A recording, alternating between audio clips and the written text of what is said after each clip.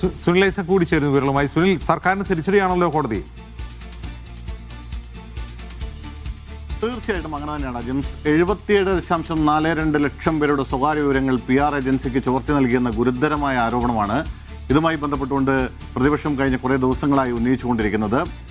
ക്ഷേമ പെൻഷൻ വർധനവ്, DA വർധനവ് അടക്കമുള്ളവ ഉയർത്തിക്കാട്ടിക്കൊണ്ട് ഏതാണ്ട് 77.5 ലക്ഷത്തോളം ആളുകളുടെ മൊബൈലിലേക്കാണ് ഈ കഴിഞ്ഞ 2-3-4 ദിവസങ്ങളിലായി ഇത്തരത്തിൽ വ്യാപകമായി അവരുടെ വാട്സപ്പ് നമ്പറുകളിലേക്ക് മെസ്സേജുകൾ വന്നിരുന്നത്. അതിൽ കിട്ടുന്ന കണക്കനുസരിച്ച് 62 ലക്ഷം ക്ഷേമ പെൻഷൻകാരുടെയും ഏതാണ്ട് 5.42 ലക്ഷം സർക്കാർ ജീവനക്കാരുടെയും 10 ലക്ഷം സ്ത്രീ സുരക്ഷാ പെൻഷൻകാരുടെയും നമ്പറുകളിലേക്കാണ് ഇത്തരത്തിൽ അവരുടെ ഒഫീഷ്യൽ ഡാറ്റ ശേഖരിച്ച് അവരുടെ പേരും ഫോൺ നമ്പറും അടക്കമുള്ള വിശദാംശങ്ങൾ എടുത്തുകൊണ്ട് ഇത്തരത്തിൽ മുഖ്യമന്ത്രിയുടെ തന്നെ പേര് വിളിച്ച് ഇത്തരം വാട്സപ്പ് മെസ്സേജുകൾ വന്നുകൊണ്ടിരിക്കുന്നത്.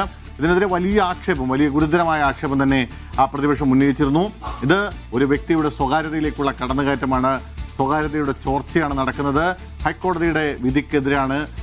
നേരത്തെ ഹൈക്കോടതി വിധി ഉണ്ടായിരുന്നു. ഏതെങ്കിലും ഇത്തരത്തിൽ ഒരാവശ്യത്തിന് വേണ്ടി ഉപയോഗിക്കുന്ന ഫോൺ നമ്പറുകൾ, വിശദാംശങ്ങൾ, അവരുടെ പേഴ്സണൽ ഡാറ്റ മറ്റൊരാവശ്യത്തിന് വേണ്ടി മറിച്ച് നൽകരുത് എന്ന കൃത്യമായ നിർദ്ദേശം നിലനിൽക്കുന്നുണ്ട്. ആ നിർദ്ദേശം പൂർണ്ണമായും അവഗണിച്ചുകൊണ്ടാണ് ഇത്തരത്തിലൊരു നീക്കം സർക്കാരിന്റെ ഭാഗത്തു നിന്നുണ്ടായത്.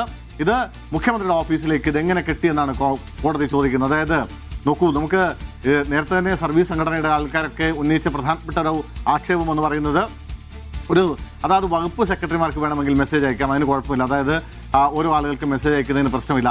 അവർക്ക് അവരുടെ കാര്യങ്ങൾ അഡ്രസ്സ് ചെയ്തുകൊണ്ട് മെസ്സേജ് അയക്കാം, അതിന് പ്രശ്നമില്ല. അത് വേണമെങ്കിൽ വകുപ്പ് മന്ത്രിമാർക്ക് അയക്കാം. പക്ഷേ അതിനപ്പുറത്തേക്ക് എങ്ങനെയാണ് മുഖ്യമന്ത്രിയുടെ ഓഫീസിൽ നിന്ന് ഈ ഡാറ്റകൾ ഒരു PR ഏജൻസിക്ക് നൽകി ആ PR ഏജൻസി ഈ വലിയ ബൾക്കായി ഡാറ്റകൾ എടുത്ത് അത്തരത്തിൽ മെസ്സേജ് അയക്കുന്ന ഒരു സംവിധാനത്തിലേക്ക് കാര്യങ്ങൾ എങ്ങനെ എത്തുന്നു എന്ന ഗുരുതരമായ ചോദ്യമാണ് സർവീസ് സംഘടനകളും പ്രതിപക്ഷവും ഒക്കെ കഴിഞ്ഞ കുറേ ദിവസങ്ങളായി ചോദിച്ചുകൊണ്ടിരുന്നത്.